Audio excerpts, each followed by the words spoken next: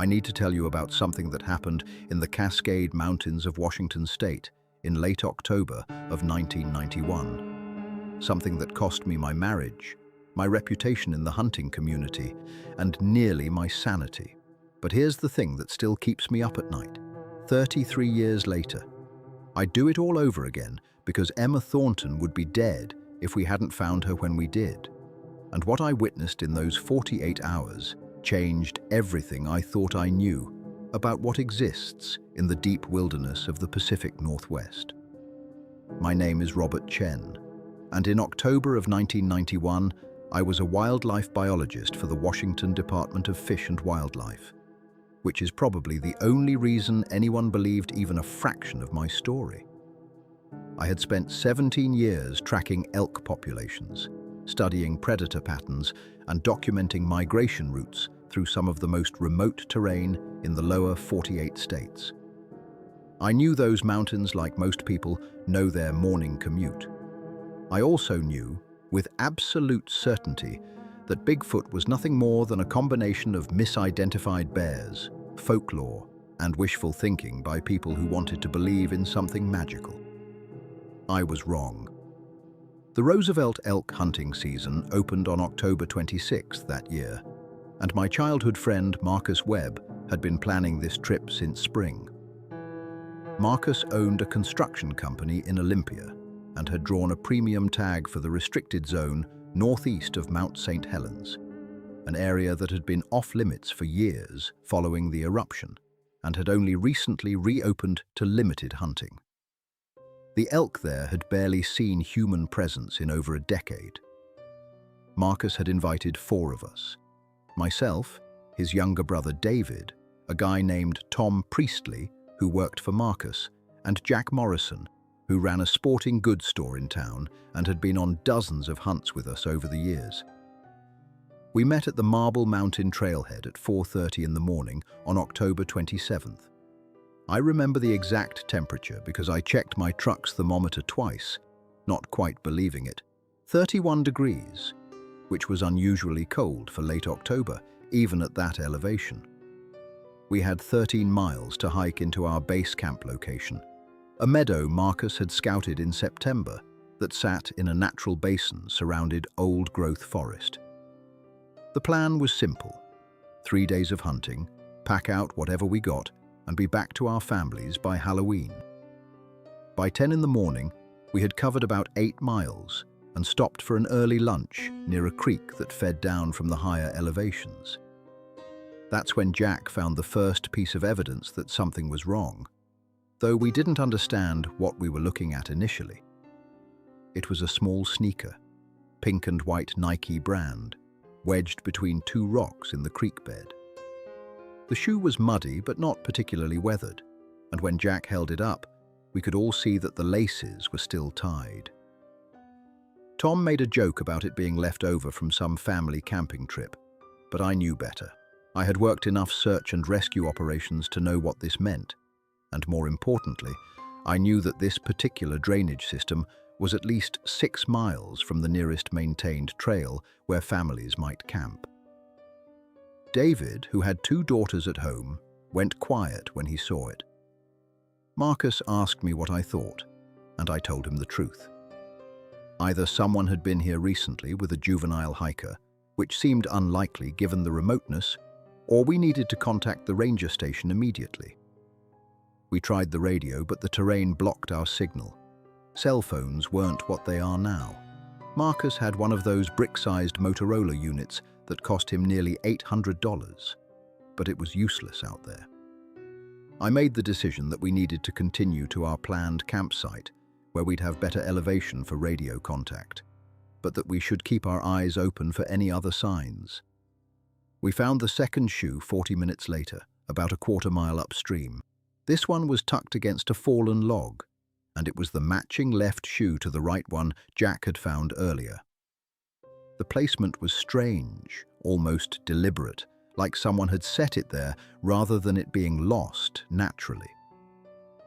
Marcus wanted to continue to camp, but David argued that we should backtrack and try to get radio contact immediately. I was examining the area around the log when I noticed something else. A partial footprint in the soft mud near the creek bank. It wasn't a human footprint. Now, I need you to understand my level of expertise here. I had made plaster casts of hundreds of animal tracks. I could identify black bear, grizzly, cougar, wolf, elk, deer, and every other mammal in that region by their prints alone, even partial ones. I could tell you the approximate size of the animal, which direction it was traveling, and how recently it had passed through. This print was none of those things. It was massive, easily 16 inches long, and it showed clear toe differentiation, but the overall shape was wrong for a bear. The big toe was set lower and to the side, almost like a human foot, but much, much larger. The depth of the impression suggested something that weighed at least 400 pounds. I didn't say anything to the others about the print. I took 3 photographs with my Nikon F4, which was the professional camera I used for wildlife documentation, and I measured the print carefully with my tape measure. 17 inches long, 7.5 inches wide at the ball. Then I stood up and suggested we move quickly to our campsite. Something in my voice must have communicated my concern, because nobody argued. We reached our planned campsite at 2:15 in the afternoon. The meadow was exactly as Marcus had described it from his September scouting trip. A roughly circular clearing about 60 yards across, surrounded by old-growth Douglas fir and western hemlock, with a small spring feeding a creek on the eastern edge. The grass was still green despite the cold, and there was a fire ring from some previous hunting party, probably years old.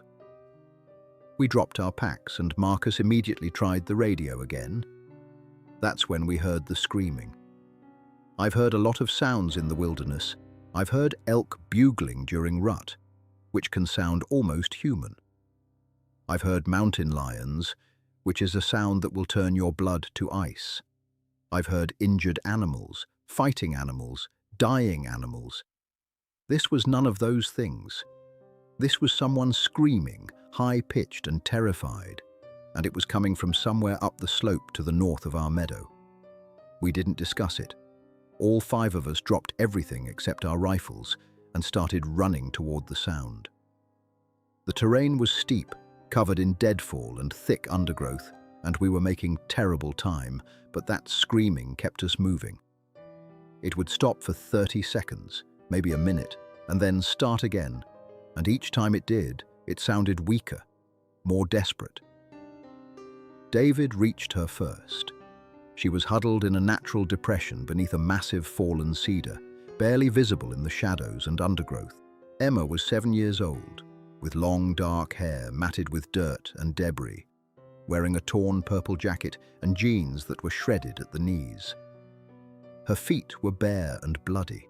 She was shaking so violently that at first I thought she was having a seizure. When she saw us, she didn't react the way a lost person normally would. She didn't cry with relief or reach out for help. She pulled herself tighter into that hollow under the tree and started making a sound I had never heard a human make before. A kind of low, guttural vocalization that was more animal than human. Her eyes were wide and unfocused, and I realized with growing horror that she might be beyond help, that whatever had happened to her in these woods had broken something fundamental. David approached her slowly, speaking in the calm, steady voice he used with his own daughters. But she wouldn't let him near her. Every time he got within 5 feet, she would start that horrible guttural sound again and press herself harder against the tree roots. Jack suggested we call for help, and Marcus was already heading back toward camp to try the radio when we heard the second sound. This one came from upslope, maybe 40 yards away, and it stopped all of us cold. It was a vocalization, but it was impossibly deep, resonating in a frequency I could feel in my chest. It started low and rose to a sharp, barking howl that echoed off the mountainside.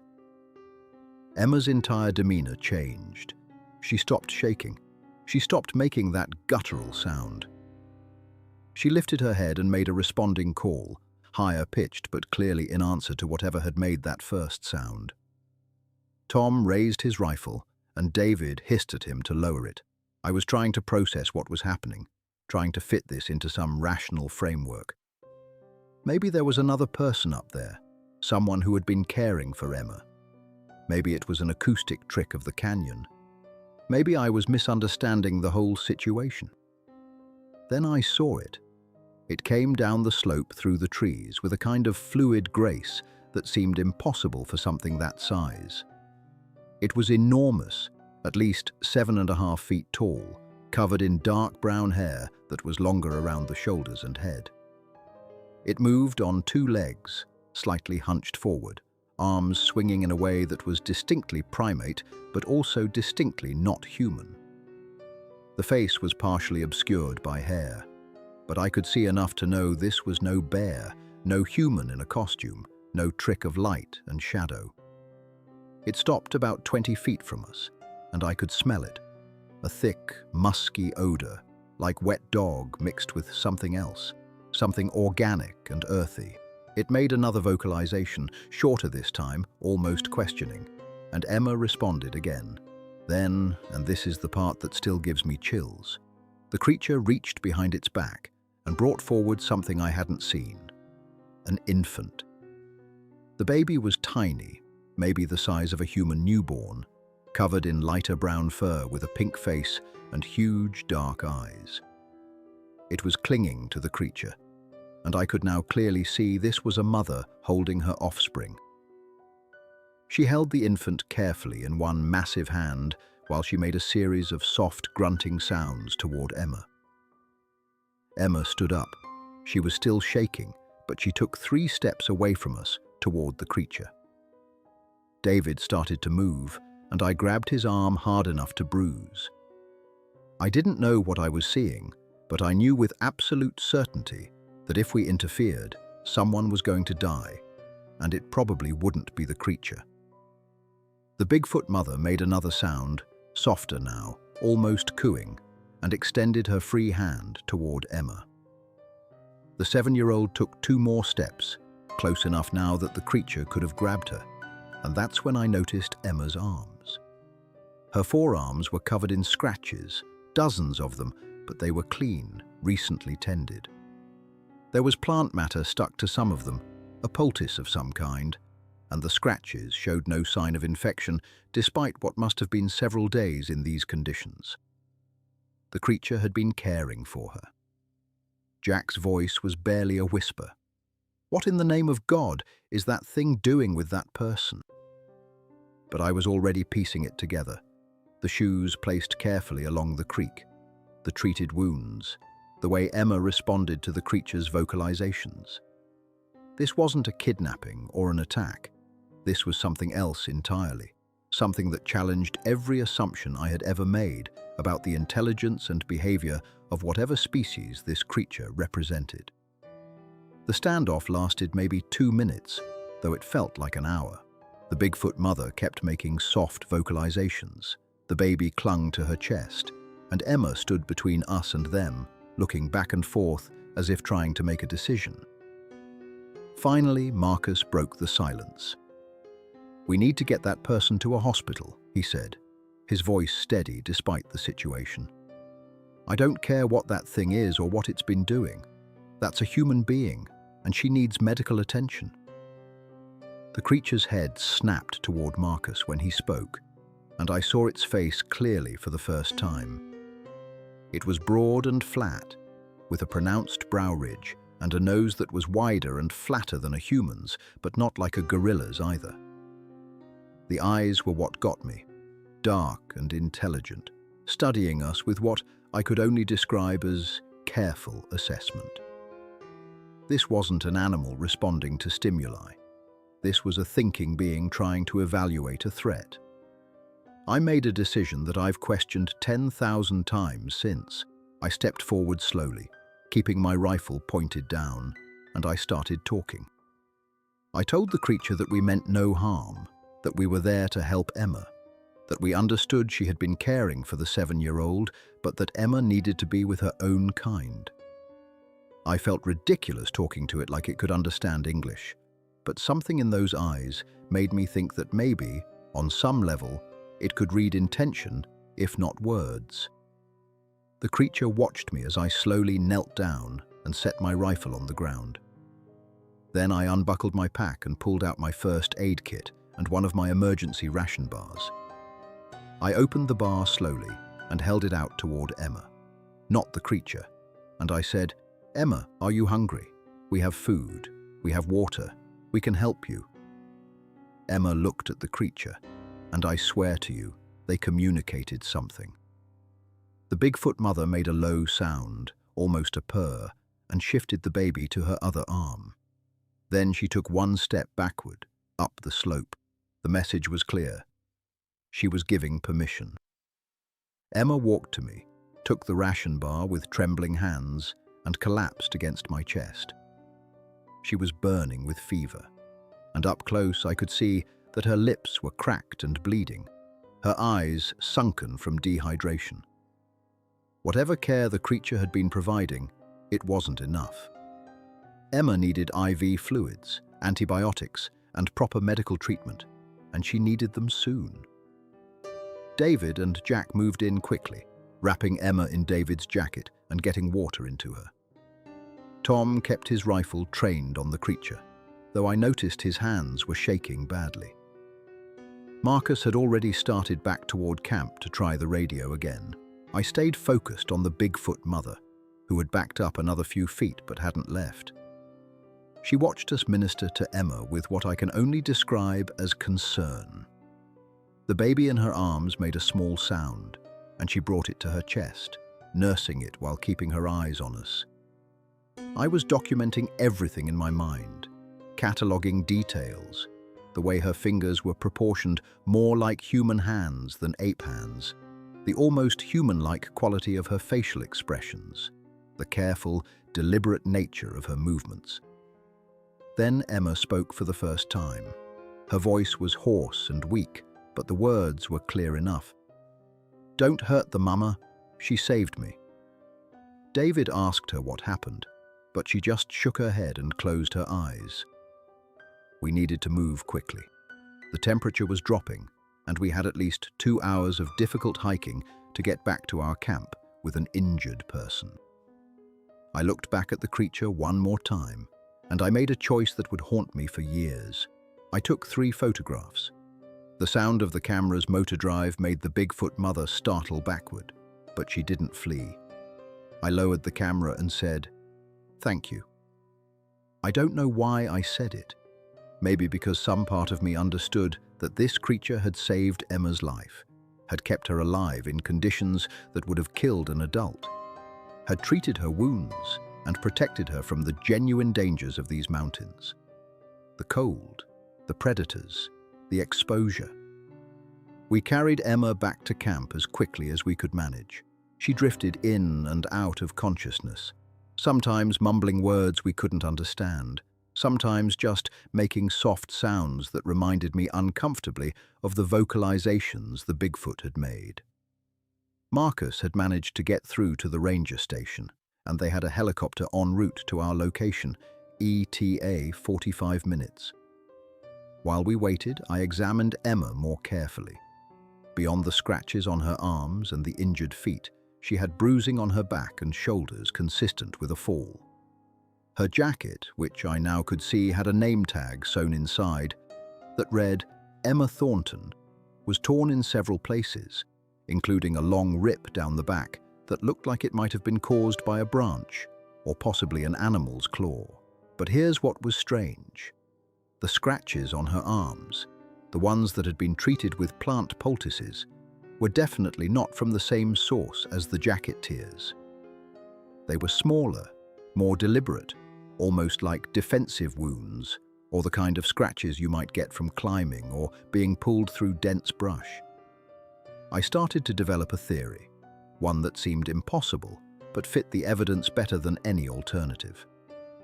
What if Emma had been lost in these woods, maybe fallen, injured herself, and been found by the Bigfoot mother?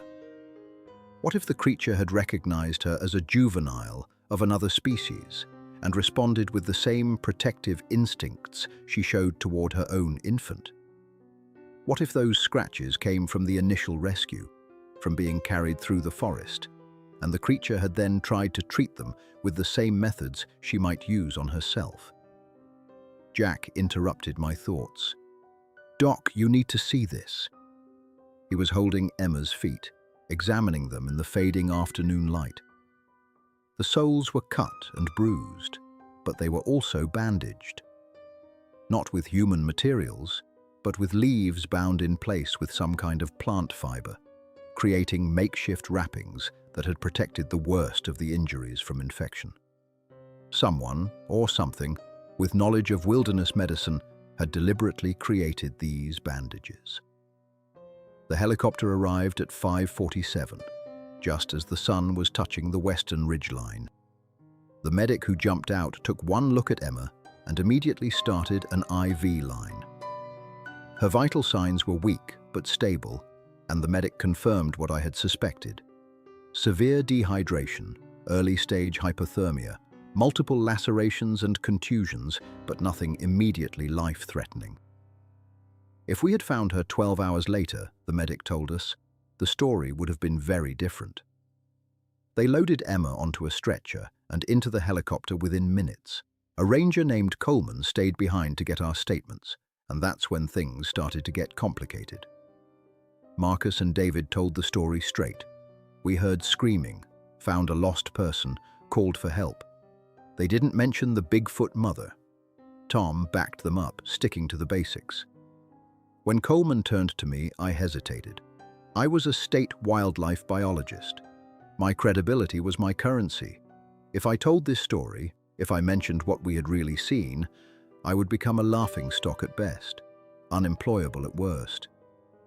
But I had photographs, and I had evidence, and I had a responsibility to document what I had witnessed. I told the truth. Coleman's expression shifted from professional interest to barely concealed skepticism within 30 seconds. When I mentioned the Bigfoot mother, he actually laughed, then caught himself and cleared his throat. When I mentioned the infant, he asked me if I had hit my head during the rescue. When I told him about the plant poultices and the leaf bandages, he suggested that perhaps the stress of the situation had caused me to misinterpret what I had seen.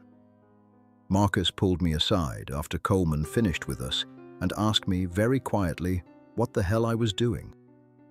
I told him I was doing my job, documenting wildlife behavior. He told me I was committing career suicide over something nobody would ever believe. He was right, but by then it was too late to take it back. We spent that night in our camp, but nobody slept much. Every sound from the forest made us jump, and twice I thought I heard that deep, resonant vocalization in the distance, though it might have been wind through the canyons. At first light, we packed up and started hiking out, cutting our hunting trip short by 2 days. On the way down, I detoured to the location where we had found Emma. I wanted to see if there was any physical evidence I could collect, anything that might support my account. What I found instead was more disturbing. The area had been carefully cleaned. The depression where Emma had been hiding showed no sign of recent occupation. The broken branches we had trampled during the rescue had been moved or removed. Most tellingly, the tracks I had photographed near the creek were gone, deliberately obscured by someone or something that had swept the area with branches, covering any trace. Someone had returned after we left and eliminated the evidence. The only question was who or what. We reached the trailhead by noon on October 29th. There were 3 news vans waiting, along with what looked like half the sheriff's department. Emma Thornton, I learned, had been missing for 6 days.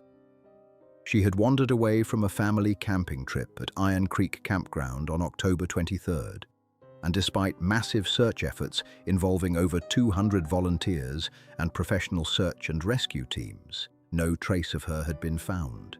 until we found her 13 miles from where she had disappeared, in terrain the search teams hadn't even considered, because it was deemed impossible for a 7-year-old to traverse.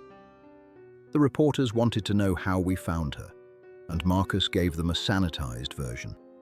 We heard her crying, we followed the sound, we rendered aid. They asked me specifically, probably because someone had mentioned I was a wildlife biologist, if I had seen any animal tracks or signs that might explain how she survived for 6 days in near-freezing conditions. I stood there with my camera bag over my shoulder, 3 photographs of a Bigfoot mother carrying an infant inside, and I lied.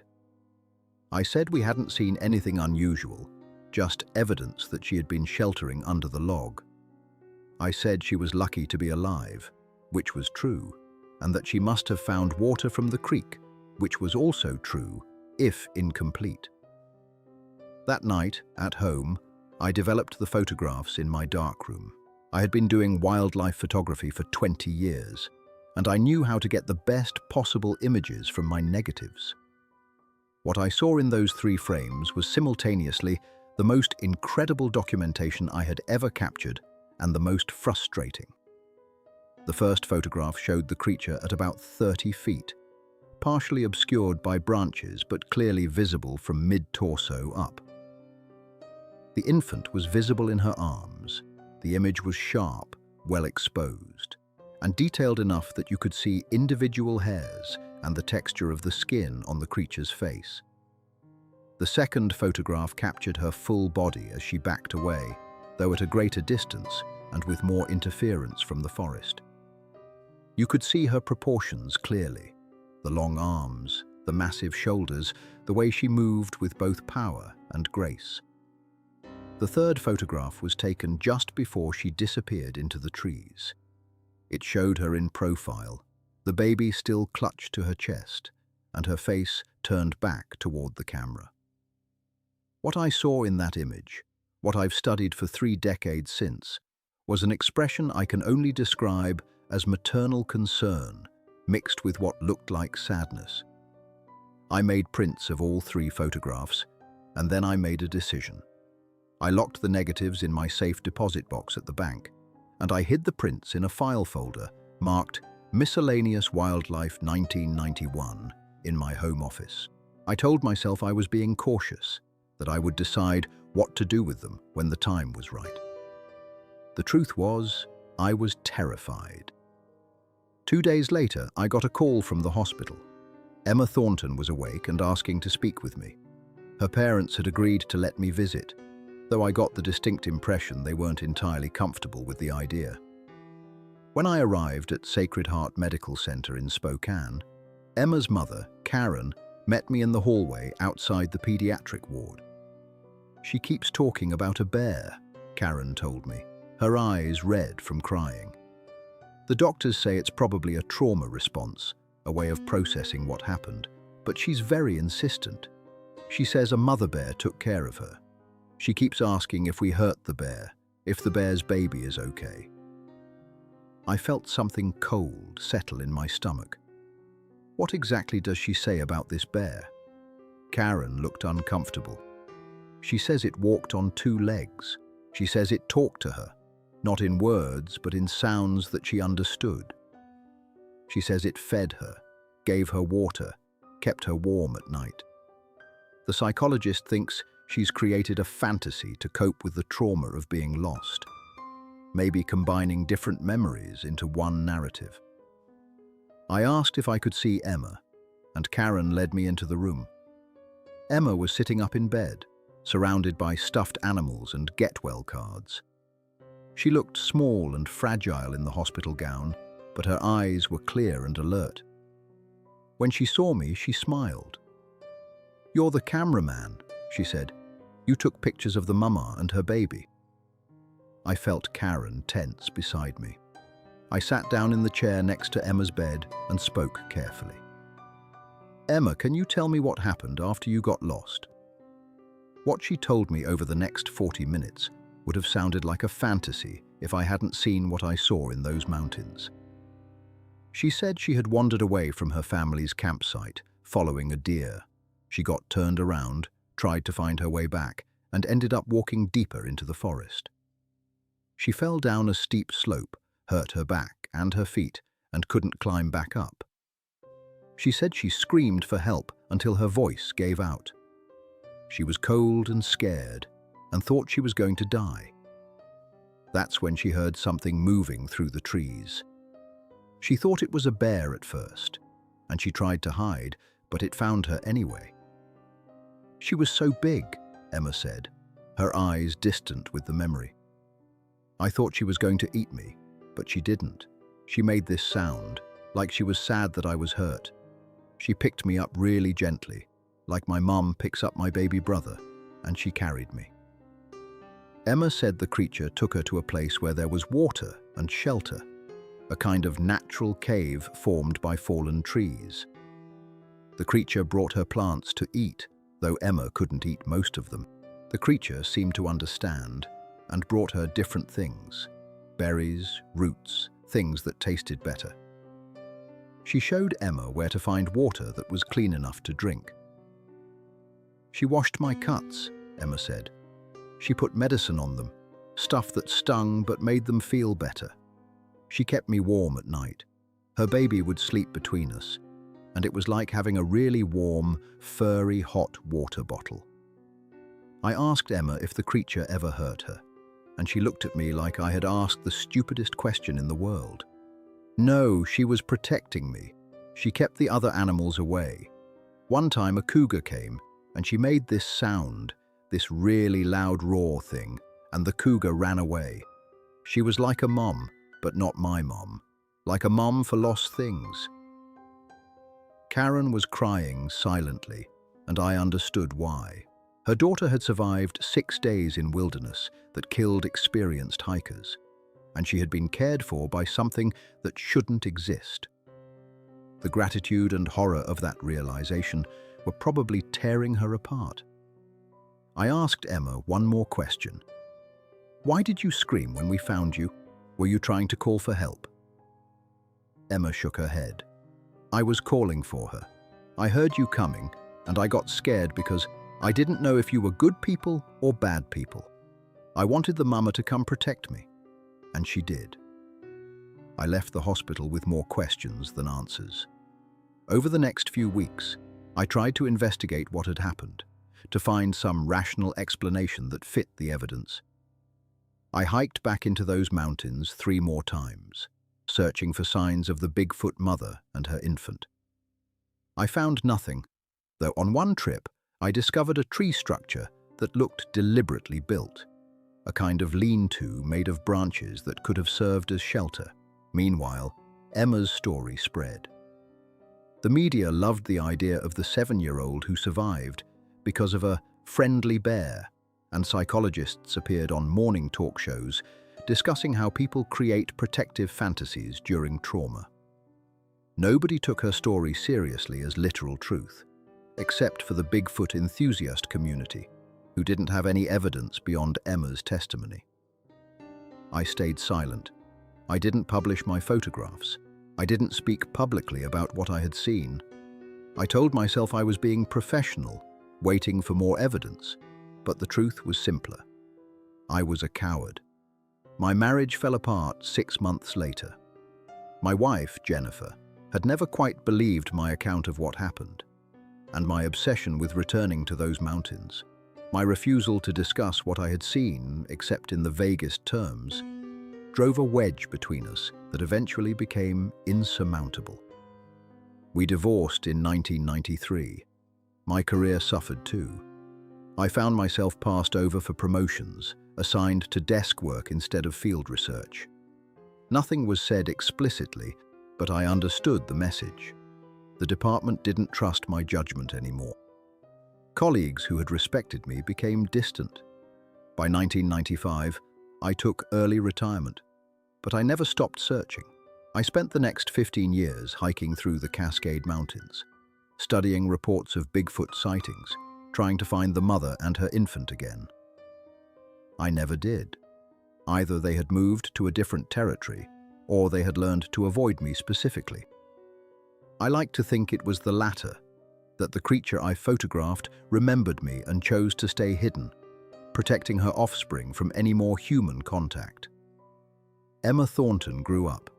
I kept track of her from a distance, the way you might follow the progress of a student you once taught. She went to college, became a wildlife veterinarian, and as far as I know, she never publicly discussed her experience in those mountains beyond the initial interviews when she was 7 years old. Then, in 2006, I got a letter. It was handwritten on plain paper, postmarked from Seattle, and it said, "Dr. Chen, I'm 21 now, and I'm ready to talk about what really happened. If you still want to listen, I'll be at the Iron Creek campground on October 23rd, the anniversary. I'll wait by the trail marker where I got lost. Come alone." Excellent. I drove to Iron Creek campground on October 23rd, 2006, exactly 15 years after Emma had disappeared. The campground was nearly empty, the season winding down, and I found Emma waiting by the trailhead just as she had promised. She had grown into a striking person, tall and athletic, with the same dark hair and intense eyes I remembered from the hospital. We hiked together into the forest, not speaking much, until we reached a clearing about 2 miles from the campground. Emma stopped and turned to face me. "I lied to my parents," she said. "I lied to the doctors and the psychologists and everyone who asked. Not about the mama Bigfoot, about that I told the truth. But I lied about how long I was lost." I felt my pulse quicken. "What do you mean?" Emma took a breath. "I wasn't lost for 6 days. I was lost for 3 days. But I stayed with her for 3 more days after that. After she found me and took care of me, after my wounds started healing, I could have tried to find my way back. There were moments when I heard the search helicopters, when I could have called out, but I didn't. I chose to stay." She let that sink in before continuing. "I was 7 years old, and I understood something that most adults never learned. She was showing me something important. She was teaching me about trust between species, about maternal instinct that crosses every boundary we think exists. She was lonely, Dr. Chen. Her baby was probably her first, and maybe her only, and I think on some level she knew that her species was dying out. She wanted someone to witness that she existed, that she loved her offspring, that she was intelligent and gentle and caring. I asked Emma why she was telling me this now, after 15 years of silence. "Because I've seen your name pop up in Bigfoot research circles," she said. "I know you've been looking for her. I know you've spent years trying to find proof of what we both saw. And I need to tell you something that's going to be hard to hear. You need to stop." The words hit me like a physical blow. "What? Why?" Emma's expression was sad but firm. "Because if you find her, if you prove she exists, what happens then? Scientific teams descend on these mountains. Every cryptozoologist and hunter and curiosity seeker in the country shows up looking for their own encounter. Her habitat gets destroyed. She gets captured, studied, maybe killed. Her offspring, if it's still alive, gets separated from her. Everything beautiful about what we witnessed gets turned into something ugly and exploitative." I wanted to argue, to tell her that scientific documentation didn't have to mean exploitation, but I couldn't. I had seen what happened when rare species were discovered. I had watched habitat destruction in the name of study and preservation. I knew she was right. "There's something else," Emma said. "Something I never told anyone. On my last night with her, before your group found me, she took me to a place deeper in the mountains. There were others there, Dr. Chen. Not many, maybe 6 or 7, but enough to know that she wasn't alone in the world. They stayed hidden when you found me, but I saw them. A family group, maybe more.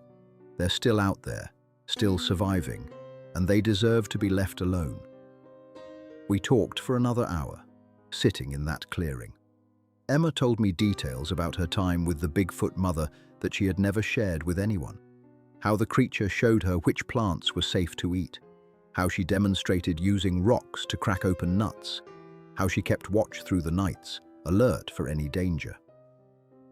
Emma said the creature sang sometimes, a low, resonant humming that seemed to soothe her infant, and eventually soothed Emma too.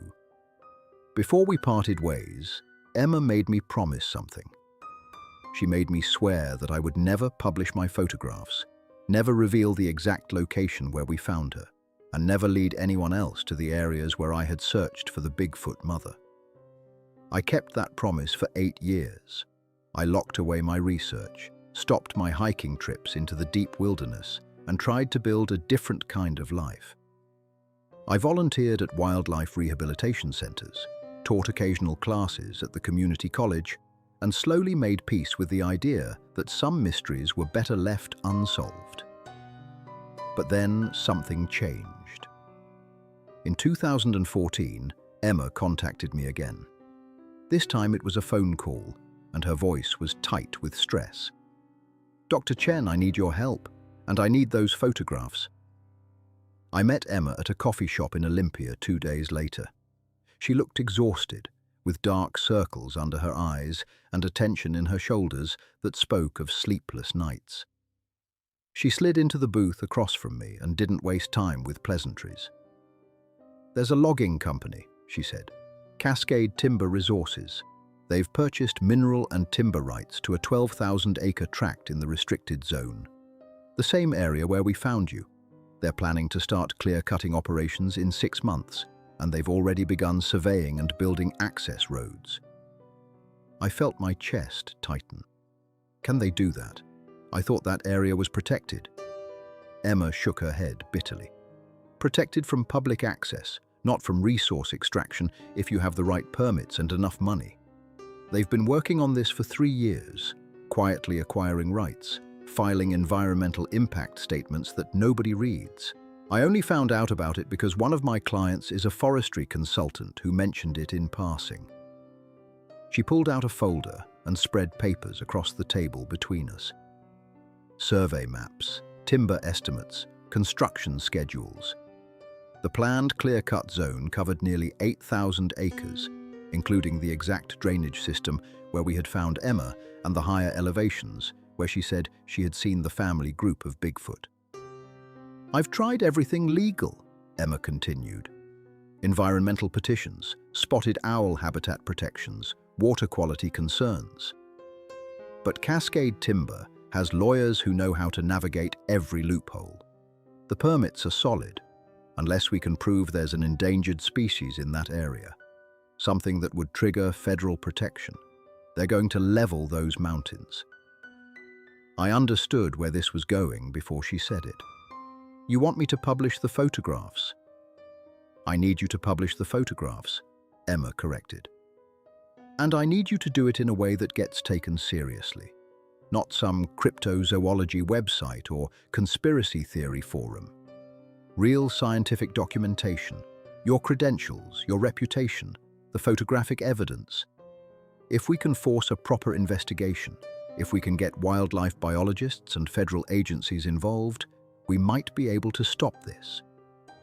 I leaned back in the booth, feeling the weight of a decision I had avoided for 23 years settling on my shoulders. "Emma, you made me promise.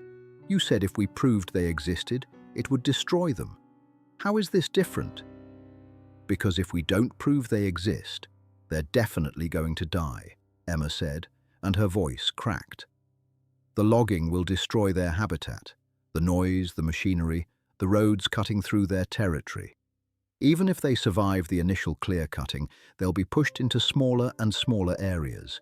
They'll starve, or they'll be forced into human-populated regions where they'll be shot as threats. This isn't about scientific curiosity anymore. This is about survival." She was right, but it didn't make the choice any easier. I had spent 8 years keeping my promise, and before that, 15 years searching for proof I never found. Now, Emma was asking me to risk everything I had protected, to potentially expose these creatures to exactly the kind of attention and exploitation we had feared. "Even if I publish the photographs," I said slowly, "what makes you think anyone will believe them? Photo manipulation technology has improved dramatically since 1991. People will say they're fake." Emma smiled, but it was a sad smile. "That's why I need more than just the photographs. I need you to tell the whole story. Your credentials, the rescue, my testimony as an adult wildlife veterinarian rather than a traumatized 7-year-old. I need you to make the case so compelling that they have to investigate. And there's something else." She pulled out her phone and showed me a video. It was shaky, shot from what looked like a trail camera, time-stamped 3 weeks earlier. The footage showed a forest clearing at dusk, and for about 8 seconds, a large bipedal figure moved through the frame. It was distant and partially obscured, but the size and movement were unmistakable. "I set up cameras," Emma said. 15 of them, scattered through the area over the past 6 months. I have 4 videos and maybe 30 still images. None of them are perfect, but combined with your photographs and our testimonies, it might be enough." I watched the video 3 more times. The figure in the footage was massive, moving with that same fluid grace I remembered from 23 years ago. "Have you seen them?" I asked. "In person, I mean, since that day in 1991? Emma nodded. "Twice. Once in 2009, when I was hiking alone up there. I saw the mother from a distance. She was older, grayer, but I knew it was her. She watched me for maybe 30 seconds, then disappeared into the trees. The second time was last year. I saw what might have been her offspring, now grown. It was standing on a ridge at dawn, just watching the valley. It's possible there are more now. Possible the family group has grown, but I haven't seen evidence of that." Over the next 3 weeks, Emma and I worked together to build our case. I retrieved my photographs from the safe deposit box, and for the first time in decades, I studied them with the intention of showing them to the world. I wrote a detailed account of the rescue, including technical observations about the creature's anatomy, behavior, and apparent intelligence. Emma compiled her trail camera footage and still images into a comprehensive visual documentation. We decided to approach this through official channels. I contacted the U.S. Fish and Wildlife Service and requested a meeting to discuss potential endangered species presence in the proposed logging area. They assigned us a wildlife biologist named Dr. Sarah Martinez, who agreed to review our evidence. The meeting took place in Seattle on November 14, 2014. Dr. Martinez was in her early 40s, professionally skeptical, and clearly expecting to waste her afternoon on another Bigfoot enthusiast's fantasy. I could see her expression shift as I laid out the evidence. My credentials as a former state wildlife biologist, the circumstances of Emma's rescue, the photographic documentation, the trail camera footage. She studied my photographs for a long time, examining them with a magnifying glass and asking detailed questions about camera settings, lighting conditions, and the sequence of events. She reviewed Emma's trail camera footage frame by frame. When she finally looked up, her expression was carefully neutral. "Dr. Chen, I'm going to be honest with you. If these photographs are genuine, they represent the most significant wildlife documentation I've ever seen. But you understand the burden of proof here is extraordinary. I need to bring in experts to authenticate these images, and I need to conduct field investigations. This isn't something I can act on immediately." I had expected this response. "The logging company begins operations in 6 months, I said. "If you're going to investigate, the timeline is critical." Dr. Martinez made notes in her tablet. "I understand the urgency. Let me make some calls. I can't promise anything, but I'll try to fast-track the authentication process." She was true to her word.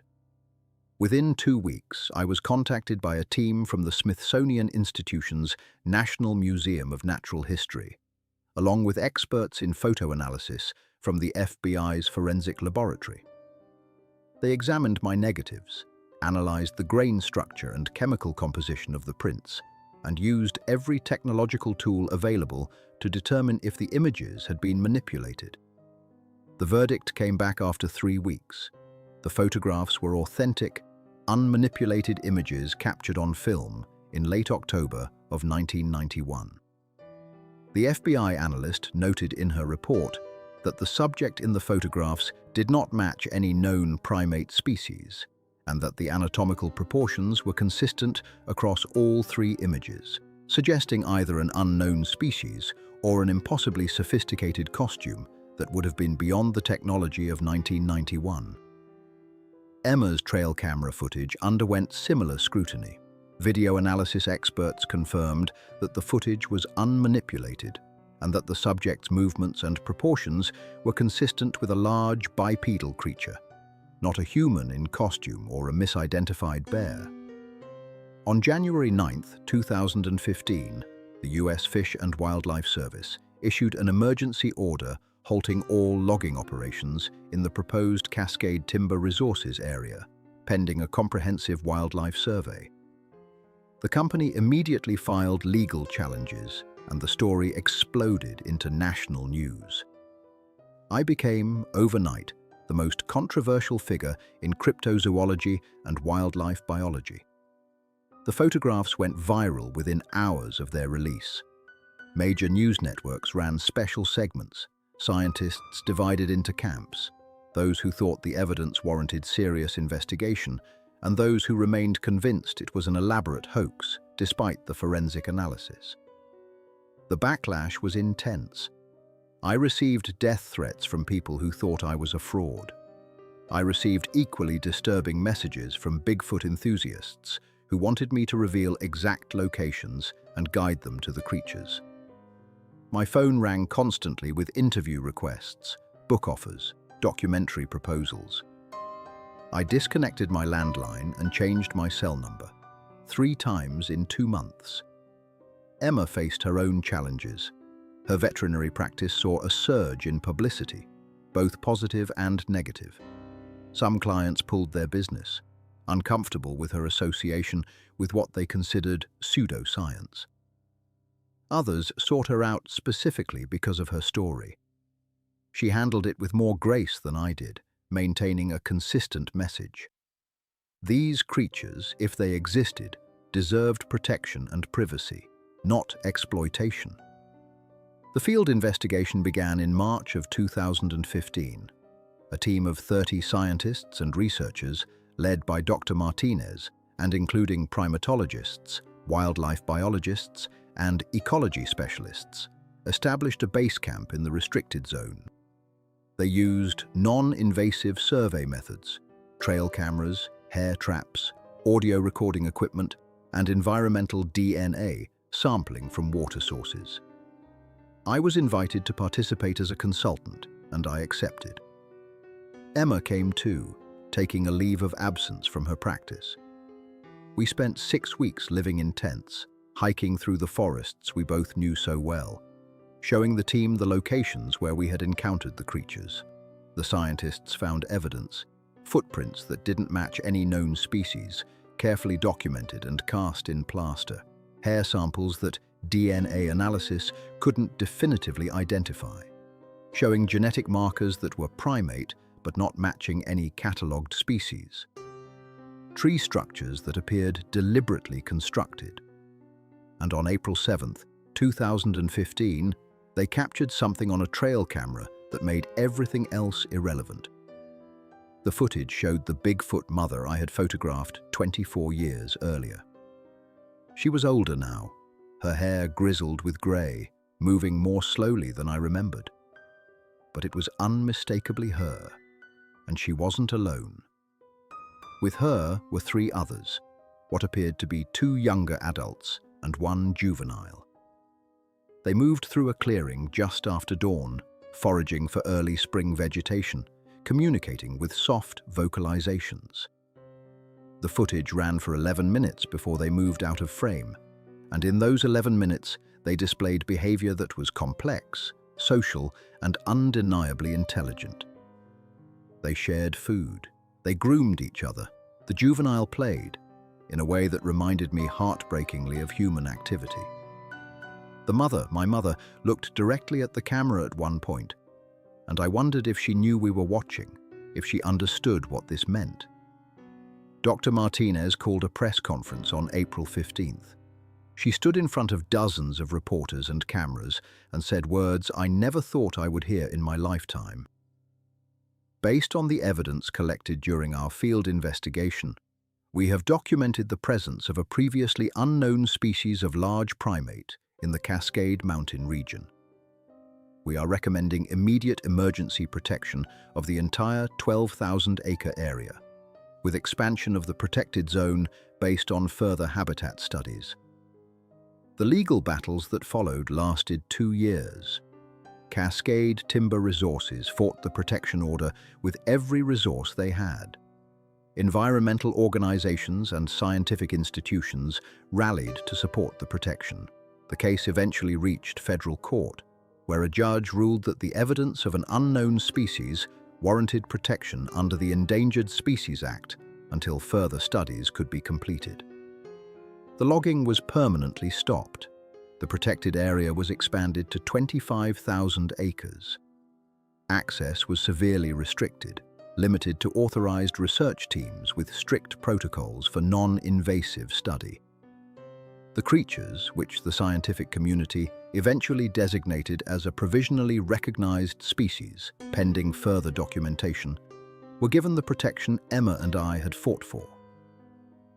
But protection came with consequences we hadn't fully anticipated. The restricted zone became a target for poachers and thrill seekers who wanted their own encounter.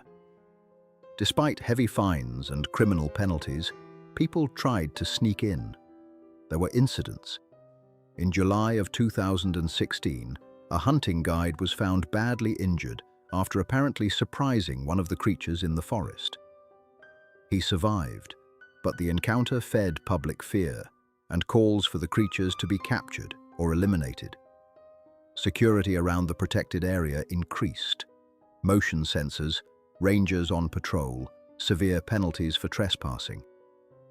The creatures, which had managed to hide from humanity for thousands of years, were now living in what amounted to a high-security prison designed to protect them from us.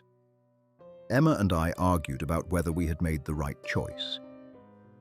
She thought we had done what was necessary to save them from certain destruction. I wasn't sure. Yes, they were protected from logging, but they were also trapped, studied, their privacy violated by trail cameras and monitoring equipment. They had traded one kind of destruction for another kind of captivity. The research continued. Over the next few years, scientists documented what they believed to be a population of between 15 and 20 individuals.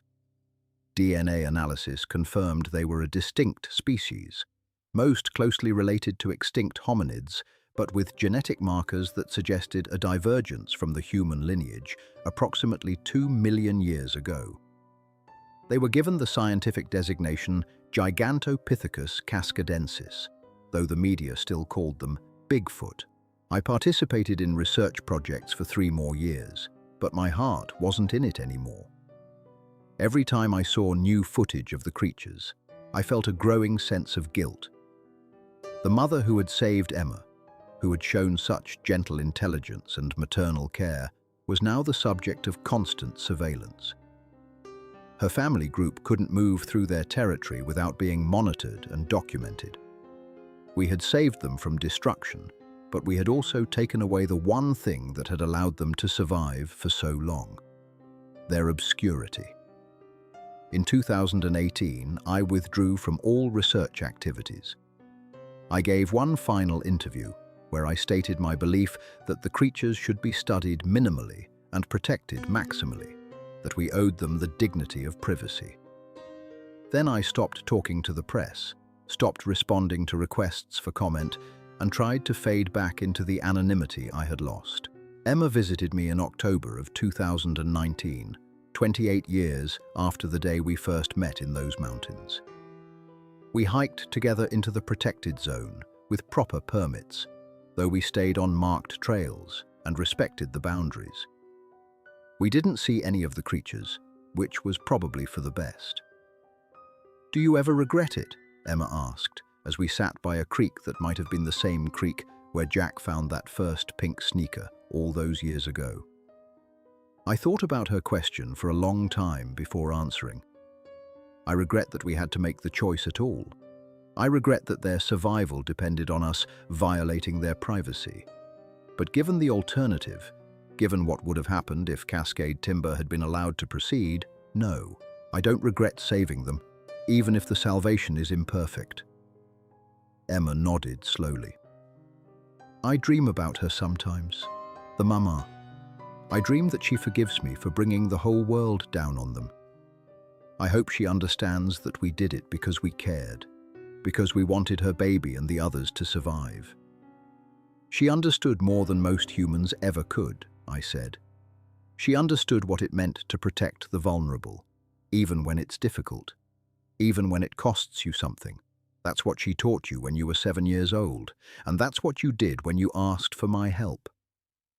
The sun was setting, painting the mountains in shades of orange and gold. Somewhere in these forests, the creatures we had fought to protect were settling in for the night, unaware of the debates and decisions that had shaped their fate. They were wild, they were free within their boundaries, and they were alive. That had to be enough. Emma stood and brushed off her jeans. "I brought something," she said.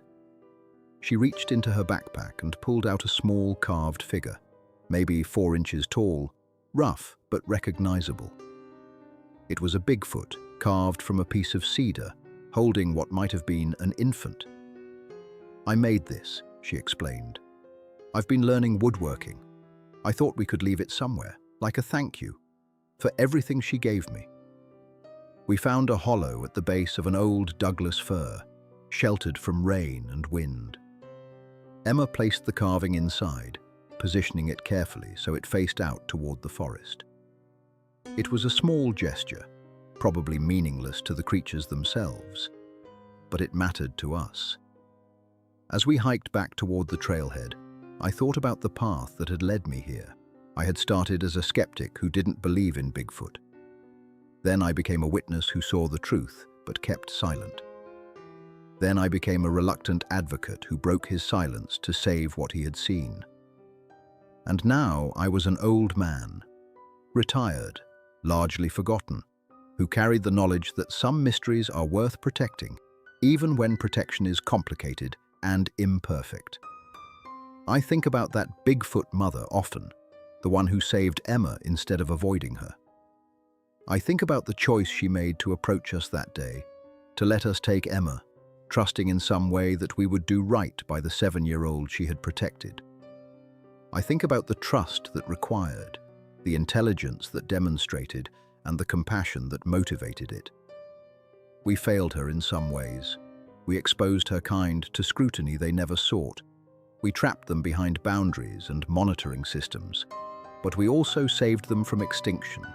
We gave them a future, however constrained. In the end, that's all any of us can do. Make the best choice we can with the information we have and live with the consequences. The last verified sighting of the original mother was in 2021. A trail camera caught her moving slowly through the forest, alone, her movements stiff with age. She stopped and looked directly at the camera, and in that grainy footage, I could still see the intelligent awareness I had witnessed 3 decades earlier. She raised one massive hand, and I want to believe it was a gesture of acknowledgement, a final communication between species. Then she moved on, disappearing into the deep forest where her kind had survived for millennia before we ever knew they existed. She hasn't been seen since. She's probably dead now, passed away in some quiet place in the mountains she knew better than any human ever could. But her legacy lives on in the protected territory, in the younger generations of her species, in the scientific understanding that the world is stranger and more wonderful than we ever imagined. And she lives on in my memory, and in Emma's, as the creature who taught us that compassion and intelligence exist in forms we never expected, in places we rarely look. She taught Emma about trust and care across the boundaries of species. And she taught a stubborn, skeptical biologist that the greatest discoveries often require us to question everything we think we know. I'm 73 years old now. My hands shake when I hold a camera, and I can't hike the mountains the way I used to. But I still have those 3 photographs safely stored, the original negatives preserved in a climate-controlled facility at the Smithsonian. Sometimes I take out the prints and study them, looking at that face, those eyes, that infant cradled so carefully. And I remember standing in that forest in October of 1991, facing something impossible, making a choice to trust what I was seeing rather than what I had always believed. That choice changed everything. It cost me my marriage, my career as I knew it, years of ridicule and doubt. But it also gave me something precious, the knowledge that we live in a world where miracles are still possible, where compassion can bridge the widest gaps, and where Emma and an ancient species can find common ground in the simple act of caring. Emma calls me every October 23rd. We talk about the anniversary, about where we are in our lives, about the creatures in the mountains. She has 2 daughters now who know the story of how their mother survived those 6 days in the wilderness. She hasn't told them everything, not yet, but someday she will. Someday they'll understand that their existence, and the existence of an entire species, is connected by a thread of compassion that extends back to a cold October day when a creature that shouldn't exist chose to help someone who had no one else. I don't know how much longer the species will survive. Climate change, habitat pressure, the sheer difficulty of maintaining a breeding population with such small numbers, all of these pose existential threats. But they have a chance now, a fighting chance. And that's more than they had before Emma made that phone call in 2014. Was it worth it? The exposure, the scrutiny, the loss of their anonymity? I honestly don't know. I hope so. I hope that somewhere in those protected mountains, the younger ones are growing, learning, surviving. I hope they're passing down their knowledge and their culture, whatever form that takes. I hope they understand, on some level, that there were humans who tried to do right by them, even when we didn't fully understand what right meant. And I hope that the mother who started all of this, wherever she is now, knew that Emma grew up to save her kind in return. That seems like a fitting end to the story, a completion of the circle of compassion she initiated on a cold mountainside 33 years ago. That's what I choose to believe anyway, that in the end, the trust went both ways. She trusted us with Emma, and Emma trusted us with her kind. And maybe that trust, imperfect and complicated as it was enough to make a difference. The mountains keep their secrets, even now, but some secrets, when they're finally revealed, turn out to be gifts we never knew we needed. And that, more than anything else, is what I learned from the creature who saved Emma and changed my life forever.